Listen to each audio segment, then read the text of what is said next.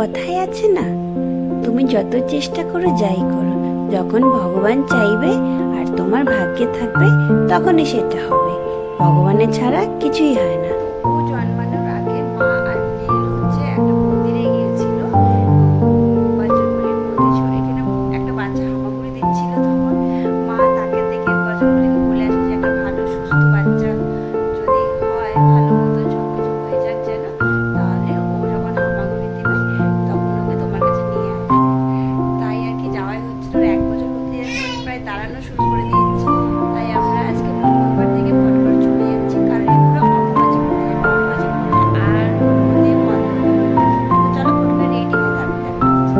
এইদিকে রেডি হচ্ছে আর আমার ছেলে হচ্ছে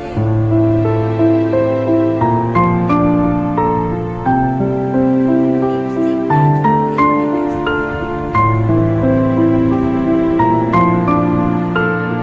তো ব্যাস আর কি, ছেলে রেডি, মা রেডি, বাবাও রেডি। বাবা যাবে ডিউটি, আমাদেরকে এখানে পুজো দিয়ে রাস্তায় গাড়িতে তুলে দেবে, ব্যাস ও চলে যাবে ডিউটি। আমি আর কোনো অপশন রাখিনি, না যেতেই হবে। তো এই যে ফুল মিষ্টি সব কিনে নিয়েছি, ঠাকুরের জন্য মালা। তো চলো, ঠাকুরকে কিছুই দেওয়ার ছিল না, শুধু ছেলেকেই দেখানোর ছিল, কিন্তু তা বললে হয়। তো এই যে পৌঁছে যাব, আর আমরা এই দেখো পৌঁছেই গেছি। এটা খুবই সুন্দর একটা বড় মন্দির। এখানে আমি ফট করে বজরংবলী মন্দির এত বড় দেখিনি, রাম সীতা সব আছে, খুব সুন্দর, খুবই সুন্দর।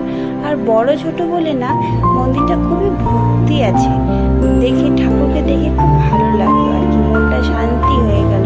শিলিগুড়িতে আমাদের মাল্লাগুড়িতে একটা মন্দির আছে, সেই মন্দিরটা দেখে যেরকম ফিল হতো আজ আমরা ওরকমই ফিল হলো। প্রায় 2-3 বছর পর এরকম মন্দিরে গেলাম। তো মাঝে একবার গেছিলাম দিদির ওখানে, কিন্তু ওখানে আর ভেতরে ঢোকা যায় না, ছোট্ট মন্দির তো। তো যাই হোক, আমাদের এখানকার আসার কারণটা যা হলো, আমার ছেলেকে হামাগুড়ি দেওয়ানো হবে। তো এটা মন্দিরের একদম ওপরে ওকে চড়িয়ে দেওয়া হয়েছে। দেখো কি সুন্দর ঘুরবে ফিরবে ও। এই দেখো ঠাকুরমশাইকে সব কিছু দিয়ে দিয়েছি, ঠাকুরমশাই এখন পুজো দিয়ে ওকে আশীর্বাদও দিয়ে দিবে। খুব ভালো লাগছিল দেখতে দেখতে দেখতে 10টা মাস হয়ে গেল। আজ যেদিন আমি এডিট করছি, আজ ছেলে 10 মাস হয়ে গেল। তাহলে বলো কি তাড়াতাড়ি দিন চলে যায়, তাই না? আগের বছর এই সময় কি টেনশনটা না ছিল, কি হবে না হবে। আমি তো শিওর ছিলাম আমি হার্ট অ্যাটাক হয়ে মরেই যাব। তো কত রকম মানে ভাবনা চিন্তা আসে মাথার মধ্যে যখন মানে মানুষ ডেলিভারির সময়টা আসে আর কি। এর আগে যেন অনেকবার চেষ্টা করেছি, প্রায় 1.5 মাস 2 মাস ধরে চেষ্টা করছি যে ওকে এই মন্দিরটা নিয়ে আসার জন্য, কিন্তু হচ্ছেই না কেন জানি। তাই ভাবলাম যে হয়তো ঠাকুর না চাইলে কিছুই হবে না। ঠাকুর যেদিন চাইবে যে হ্যাঁ আসো আমার কাছে, সেদিনকেই তুমি যেতে পারবে, যতই চেষ্টা না করো। তাই ভেবে হলো আজকে হয়তো সেটাই ভেবে আমাদেরকে ঠাকুর ডেকে নিয়েছে। আর পৌঁছে গেলাম হুট করে, কোনো প্ল্যানিং ছাড়া।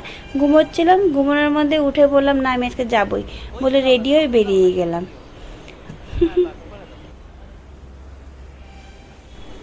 যখন আমার মানে কনসিভ করি, তারপর 5 মাস পর থেকে আমি ডেলি ঠাকুরকে বলি, বজরংবলীকে বলি, বজরংবলী আমার কিন্তু মেয়ে চাই না, আমার কিন্তু ছেলেই চাই, আমি কিন্তু মেয়ে চাই না, কোনো মতে আর মেয়ে চাই না। তো সবাই হয়তো ভাবতো যে আমি হয়তো ওই টাইপের আর কি, না ছেলে ভক্ত, কিন্তু একদমই না, আমি মেয়েই ভালোবাসি, তাই আমি মেয়ে চাইনি। এই কনসেপ্টটা কে বুঝতে পারবে জানি না। কারণ হচ্ছে আমি চাই না আমার মেয়েকে আমি বড় করব ফুলের মতন, প্রিন্সেসের মতন বড় করে, কার বাড়িতে কোথায় যাবে, কেমন ভাগ্য হবে, কেমন বর পাবে। আর ভালো বর পাওয়া তো একটা লটারি ছাড়া কিছুই না। যা দেখে দিক, লাভ ম্যারেজ করুক, বাড়ির থেকে দেখে দিক, একদম রিলেটিভের মধ্যে হোক, কোনো কিছুই ম্যাটার করে না। বর পাওয়া ভালো, মানে মন বোঝার মতন বর পাওয়া, ওটা হচ্ছে একটা লটারি ভালো ফেসে গেলো, ব্যাস হয়ে গেল, সেটাই। তো যাই হোক, ঠাকুর আমার কথা শুনেছে। আমার ছেলে, হ্যাঁ জানি এখন আর ওরকম হয় না যে মার সাথে থাকবে, কিন্তু ছেলে মানুষ তো, তাও ঠিক আছে। মেয়েদের কষ্টটা, আর আমি সব রকম কষ্ট, মেয়েদের অনেক কষ্ট, সেগুলো বলে আর বোঝানো যায় না, তাই না? তো দেখো ও কিন্তু অনেকক্ষণ হামাগুড়ি দিচ্ছিল। তারপরে এই যে ঠাকুরমশাই ওকে আশীর্বাদ দিয়ে দিল ঠাকুরের ফুল দিয়ে। তো এবার ব্যাস হয়ে গেল। এবার আমরা বেরোবো আস্তে আস্তে বাড়ি যাব। প্রথমে ভেবেছিলাম বাড়িই যাব, কিন্তু তারপরে বাড়ি যাওয়া হয়নি। এই যে আমরা অটোতে উঠে গেছি, এখান থেকে ডানলপ অনেকটা, হ্যাঁ এই মন্দিরে ডানলপ বলে একটা জায়গা, ডানলপটা অনেকটাই দূর কিন্তু। তারপর যাই হোক করতে করতে বাড়ি আর যায়নি। এ দেখো কাকিমার বাড়ি চলে এসেছি। কাকিমার বাড়িতে এসে এখানেই থাকবো, একেবারে বিকেলে যখন ও রিটার্ন হবে তখন বাড়ি যাব। এই যে ওকে পুরো জামাকাপড় খুলে একদম করে দিয়েছি আর কি, এই চলছে আমাদের। তারপর দেখো আমি চলে এসেছি বাড়ি সন্ধ্যেবেলা। আর এই দেখো কি পরিষ্কার না আমার ফ্রিজটা, বাপরে বাপ এত পরিষ্কার তো আমি কি বলবো, দুদিন পরেই আবার জেকে সেই হয়ে যাবে। তো এই যে আমার বাড়ি চলে এসেছি। ফ্যানে হয়তো তোমরা আমার আওয়াজ কিছু শুনতে পাচ্ছ না, মুখের অবস্থা দেখো, খুব গরম খুব গরম, কি বলবো তোমাদেরকে। আর এই গরমে আর নাজেহাল অবস্থা, এসিতেও মানে কিছু করতে পারবো না। তো আজকে যেহেতু রান্না করা দিদিকে তো আসতে বলা মানাই হয়েছিল, মানে কিভাবে হবে। তো এই যে আমি এসে এখন প্রায় 8টা বাজেই আর কি, ভাত বসিয়ে দিয়েছি আর এদিকে নিরামিষ তরকারি করছি আর বেগুন ভাজা, আর কিছুই না, যেহেতু আজকে মঙ্গলবার, এমনি আমি নিরামিষ খাই। তো চলো আমি বেগুন ভাজতে থাকি, খাওয়া দাওয়া করি, ছেলেকে ঘুম পাড়াবো। তো তোমরা আমার চ্যানেলটাকে সাবস্ক্রাইব করো আর ভিডিওটাকে লাইক করে দিও, যে কদিনই দেখো না কেন এক একটা লাইক আমাকে মোটিভেট করে। তো চলো বাই বাই।